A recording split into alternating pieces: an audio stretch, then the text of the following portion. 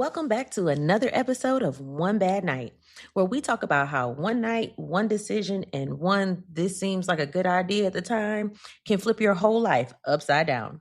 I'm your host, Tiffany. You can call me T, you can call me Detective Lightskin, and I am back on the case, ready to walk y'all through another story that's going to have you clutching your pearls and minding your business just a little bit harder. Now, this week, we are heading right back down to ATL one more again. Atlanta, I really love y'all for real, but what is going on down there? Is it the heat? Is it the vibes? Is it the fact that it takes 45 minutes to go 3 miles onto I-285? Because, baby, the stories that come out of there are unmatched. Every time we visit, it's like, here we go again. In this case right here, it's not just messy, it's completely heartbreaking. So today we are talking about the murder of Janai Coleman, a story that reminds you real quick how one bad night can turn into your last.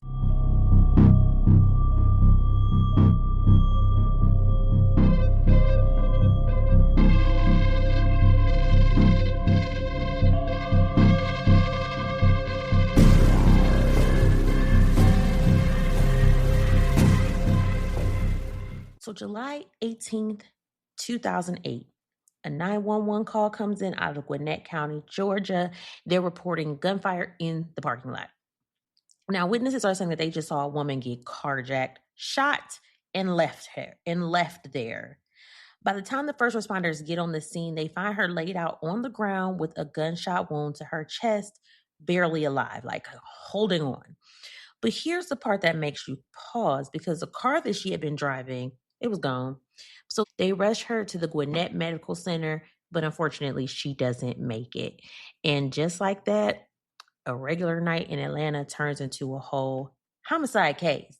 So while she's being rushed to the hospital, police are still at the scene trying to figure out what the fuck happened. Now, Detective Damian Cruz, he's the one leading the case. So, of course, he starts canvassing the witnesses. And one of the people that he spoke to was a bus driver, because y'all know bus drivers, they see everything. They be paying attention to everything. They see everything that's going on. So if you want to know the tea, talk to a bus driver. And she tells him that she saw the woman sitting in a go-kart in the parking lot. And this man literally just walks up to her and opens the door. And she said there was like a little exchange of words, but like it was just quick, fast, and in a hurry. But the man fires off a shot. He pulls her out the car. They said maybe she took maybe 2 steps and she collapsed and the man just skirted off. Like, what the fuck? Like, it went from you sitting there minding your own business to getting pulled out your car and shot. Crazy. Just ridiculous. And she has a description to give the police. She tells them that he's a black man, about 6 feet tall, 40 to 50, and he was wearing a green and white 3/4 sleeve shirt. I didn't like those shirts on men at all. Now, we're going to go ahead and talk about who Janai Coleman was. She was born October 2nd, 1967 to her mom, Geraldine Brown. And I didn't see much about a father, so it looks like her mom was really her person, and she was one of 3 siblings, and for sure she had a sister, Camelia. I think it's Camelia. So originally she's from Elkhart, Illinois, where she grew up. And Janai, she had 3 daughters. And look, this I tell you the type of person she was. She adopted all 3 of them out of foster care, right? So she was also in the Navy Reserve. She was stationed at Dobbins Air Reserve Base in Georgia, and she had actually just finished her training to become a military police officer. And to top it off, the lady was a preschool teacher at Montclair Elementary School in DeKalb County. So she's a mom, she's working, she's in the military. The woman like just had the most going on. And the night that all of this happened, she was actually sitting in the parking lot waiting to pick her daughter up from work at Red Lobster. Now, at this point, police are still trying to figure out who she is. They don't know who Janai Coleman is, but it doesn't take long before they're able to identify her. And like I said, the question now becomes, they need to know exactly they know what happened. They need to find out who did it. Because like I said, it was just random as hell. Man walks up, opens the door, says something to her, shoots her, pulls her out the car. So it's just quick and violent. And they don't know if it's a random carjacking or if there's like something that they're missing. Because either way, whoever pulled up made this move and disappeared with her car. Yeah. Now, before they can even notify the woman's family, Detective Cruz gets a call to a whole different scene. Like, is there a shortage on detectives? if you're working a murder scene, I don't know why, like, they call them away to do something else. Is there like a shortage? I don't know how that works. But anyway, he pulls up to a whole nother scene for a missing persons report. And he starts talking to a woman. Her name is Camelia Coleman. And she's like, yeah, my sister, she's not answering the phone. She didn't pick up her daughter from work. That's not like her. And while she's talking, and I'm sure he's just standing there, he's looking around, and he's like, wait a minute, because he literally just came from that shooting and he saw the victim, and now he's looking at around the house and he sees a picture on the fridge, and he like, oh shit, that is my victim. And he asks for her name, and she's like, oh, that's my sister Janai.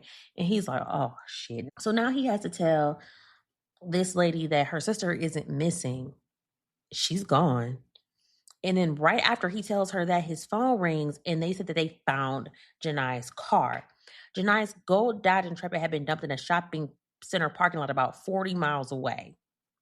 So they're like, okay, at least we have recovered the car. So they got the car, they tow it, and they go ahead and have CSI start processing it. And the very next day after Janai had been murdered, like I said, when they notified her mom had like caught the first flight out, but unfortunately by then it was too late. But her family, they came out, and I mean, they're at the scene themselves. They ain't waiting on nobody. And they're like, look, if there's something out here, we are going to find it. Like, they were trying to do everything they possibly could to assist the police and make this process go quicker, because they wanted justice for their sister, their daughter. Now, when CSI goes through the car, they end up finding a cigarette butt in the back, and they were able to lift a fingerprint. And when Detective Cruz calls Camelia, she's like, no, my sister didn't smoke at all. She don't like smokers. She don't smoke, and she wouldn't even allow you to smoke in her car. So that cigarette, it had to belong to somebody else, and they send it out for testing. Now, mind you, this is 2008. So yeah, they about to be waiting for a minute. And while they're waiting on that cigarette DNA to come back, Detective Cruz, that man is outside. They and his team, they are working. And that's one thing I'm gonna say. Like, it seems like the cases that I cover in Atlanta, like, y'all homicide department be working. They don't be playing no games. They be hustling, and I ain't mad at it. So like they're like, okay, well, we don't have a suspect. So they're like, okay, we need to start pulling surveillance. They start pulling surveillance from anywhere in the surrounding area, from both the dump site of the car and the scene where she was actually killed. So they're pulling footage from gas stations, corner stores, restaurants. If they had a camera facing that parking lot or anywhere near where that car was dumped, they was pulling it. And you already know what that means. That had to be hours upon hours upon hours of footage, just rewinding and fast forward and squinting at grainy clips. Like, is that him? No, that ain't him. Because all they really need is just one moment, one slip up, one little you thought nobody saw you second. And meanwhile, they're doing their digging. Janai's family is trying to bury her. So she's actually laid to rest on July 28th, 2008, back in Elkhart, Indiana, at Canaan Baptist Church. And you know that had to just be so sad. Like, they lost her suddenly, and it was violent. And you got the family grieving, and they're just trying to understand how she left the house to pick up her daughter and never made it back. I said, they don't even have a name or a face. Like, all they have is a description and a cigarette butt. So, like, her family has no closure, and they don't know if or when justice is going to come. So it's just a whole lot for the family at this time. Now, the police, they still don't have a name. They don't have a face. All they got is a description and a cigarette butt. Now, this is where things finally get a little bit of traction. So while they're going through all this footage, they like, boom. It's a liquor store. It's a man on the camera. He's a black male. He's about 6 feet tall. And what does he got on? A green and white 3/4 sleeve shirt. Same exact description the bus driver gave. And the timestamp was about an hour before Janai was killed. So now it's like, okay, hold on. And this part made me pause a little, because this man in there buying liquor. And then they got some audio on the footage. So he telling the clerk he don't want no bag. Now, I don't know about y'all, but that's giving very much, I'm about to crack this open as soon as I step outside behavior. And the clerk was like, no, well, store policy, you got to take a bag. I got to put it in the bag. So the man actually leaves, but then he immediately comes back in, and now he's asking for cigarettes. Now, they couldn't hear the exact brand, but they do pick up on light or long, which basically just means a type of cigarette. And don't worry, I had to look that up because same, I don't smoke. I don't know. But here's where it gets real interesting. They see this same man on another surveillance camera near the area where Janai's car was dumped. This ain't no coincidence. It's not. You in the area before and after the murder. No, sir. It's giving you're involved. So now that they at least have a face and they got movement and they got a timeline, but they don't have a name. And that's the problem because you can be all over camera, but if nobody knows who you are, you're still a ghost. And this part right here is going to make y'all mad because time just starts dragging and then weeks turn into months and then months turn into more months. And Janai's case really starts to go cold. So they're just sitting there with no name attached. But I said time passed. But they did end up getting a DNA off of that cigarette. All they had was it was a male profile. So they like, well, we got a little something. Well, not really, because they knew it was a man anyway. But they do upload it to CODIS. It's the national DNA database where if you've ever been in the system, your DNA is actually sitting there waiting to snitch on you. Just keep that in mind. So now they're like, okay, cool. And if he's in there, this is about to be quick. It wasn't. They did not get a hit until August 6th, 2009, which is a whole freaking year later. So it's a whole year of her family waking up every day with no answers or knowing who did this. She missed a whole year of birthday, holidays, random Taco Tuesdays, and Janai is just gone. And whoever did this shit is just walking around, living, breathing, sucking up air they don't deserve, free air. And all the while, the answer was literally sitting in that database, just taking its sweet time to line up. Because again, this is 2009. And when it finally did, it's game time. So like I said, it was August 6, 2009. And the name that came back was Donald Eugene Smith. Now, detectives pull up that liquor store footage again, and they line it up, and they're like, oh, yep, that's our nigga. That's him right there. That's Donald. Come on in, Donald. We're about to come find you. So they start digging into his resumes, a little spicy. He got some drugs, violence, just your regular, like, why the hell are you still free type of histories. But they go ahead and they dig deeper and they end up pulling his work records. They end up getting a subpoena for his cell phone data. And baby, was his phone at the murder scene? And at the dump site, it sure was. Yep, on July 18, 2008. Yes, it sure was. Sir, your phone was outside snitching on you like it had a badge. It sure was. So they like, yeah, boom, we got him. So they like, okay, they go to his former job and they show him a picture and they're like, oh yeah, that's Donald. But did y'all know Donald got a twin? His name was Ronald. And they were like, wait, what? But they were like, no, that got to be Donald because, Donald, he was aggressive as hell and Ronald was the calm one. They like, okay, cool. So more time goes by. It's not until February 3rd, 2010 that they pick up Donald Eugene Smith and bring him in. And this man just sitting there cool as fuck, like he waiting on his barber, not like he's about to be questioned for murder. So they start with, the basics. Did you know her? He like, no. Well, were you at the mall July 8, 2008? Nope. You sure? He like, no, y'all got the wrong guy. And okay, but we got your fingerprints in the car. And this man really said, that's impossible. Sir, impossible my ass. And they show him the video and it's clear as hell. And he's still like, nope, that ain't me. And at this point, it's like, are you dumb or are you just bold? Because we are looking at you, sir. We are looking dead at your ass. And then he drops it. He like, look, that ain't me. That's my identical twin brother, Ronald. Now listen. If I'm in that room, I'm leaning back like, now you know damn well. But look, the man is dead serious. He like, look, go ask my parents and ask my sister. Now, mind you, they knew he had a twin, but then this could literally be like he just trying to blame it on his twin. So they're like, all right, bet. They go ask. And guess what? Everybody was like, yeah, that's Ronald. That ain't Donald. And they was like, oh, shit. We've been grilling the whole wrong damn twin the whole time. But let me tell y'all a little something about Ronald. Ronald is homeless. Ronald ain't got no place to live. So then they go on a whole scavenger hunt for Ronald. Before they finally end up catching him, I guess he circled back to his mama house. Now, I don't know if his mama told him what had went down. I don't know. But they caught the man at his mama house. So Donald didn't end up getting released until they picked up Donald. And I ain't gonna hold you. I'd be pissed because why the fuck am I in jail for your crimes? We are not acquaintances. Like, I'd be so aggravated. So they go ahead and they interview Ronald. And this whole Ronald, Donald, it should be so easy, but I don't know, it's tripping me up. But now Ronald, he has a different energy. Like he ain't saying nothing. He got his mute button activated. So they let him sit and sit and sit. And then he asked, could he use the phone? And you can tell he done fucked up at this point.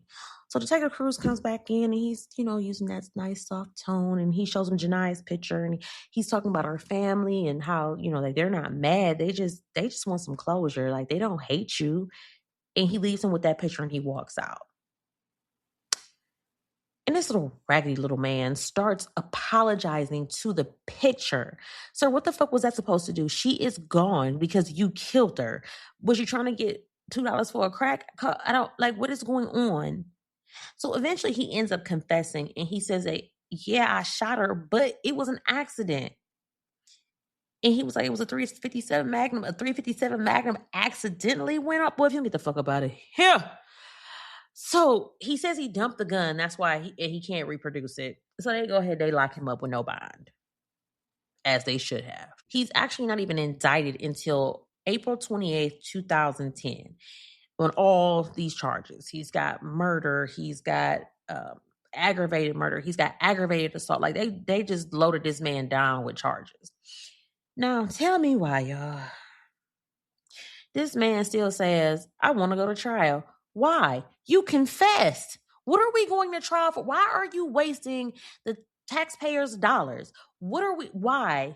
Why are you confessed? I don't know. I know this is our constitutional right, but should they take away everything else? If you confess, you should not be, and it wasn't under duress they could prove, you shouldn't be able to go to trial. I'm sorry. We know the man killed her. We know he killed her. But that we're still going to trial on this one. So trial started October 20th, 2012. This shit has been dragging on since 2008. And I know everybody had to be tired at this point. And do y'all know this man got to trial and changed up his whole story and he's still stuck with this, I ain't do it, it was my twin? Nigga, my twin again? That card already declined. Why? If I was his brother Donald, I'd be somewhere livid. Stop trying to pin this shit on me. Like, I mean, and it would be such a very easy thing to do because they're identical twins. They have identical DNA. So it's very easy to do. So why would you fuck me like that? So anyway, Ronald's attorney, Rob Greenwald, talking about, well, his prince was only there because he helped Donald clean the car. Sir, and I don't know how y'all are defense attorneys and y'all are actively lying for your, like, how do y'all sleep at night? Especially when it comes down to a murder of an innocent person. How? So then Donald gets up on that stand and he's like, look here, don't bring me into this bullshit because I ain't killed nobody. He was like, not today. You was not today, Satan. You're not throwing that charge on me. And I don't blame him because, like I said, it's just too close. It's just too close. And I'm not going down for some shit I ain't did. Now, the trial lasted about 6 days. The jury, look, they only deliberated. It wasn't even 2 hours. And they came back with guilty on all charges. And Judge Melody Connor said, yeah, we done here. She just went ahead and gave this man life plus an extra 25 years. So if you die, when you're reincarnated, come back and give us the first 25 years of your life before you can go on about your business. And then Janai's sister Camelia said, quote, Ronald is a loose cannon who doesn't deserve to be walking the streets. And she meant every word of that shit, and I ain't mad at her because he doesn't.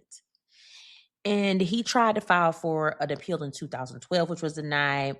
And he tried again in 2015. And they were like, okay, but yeah, still no.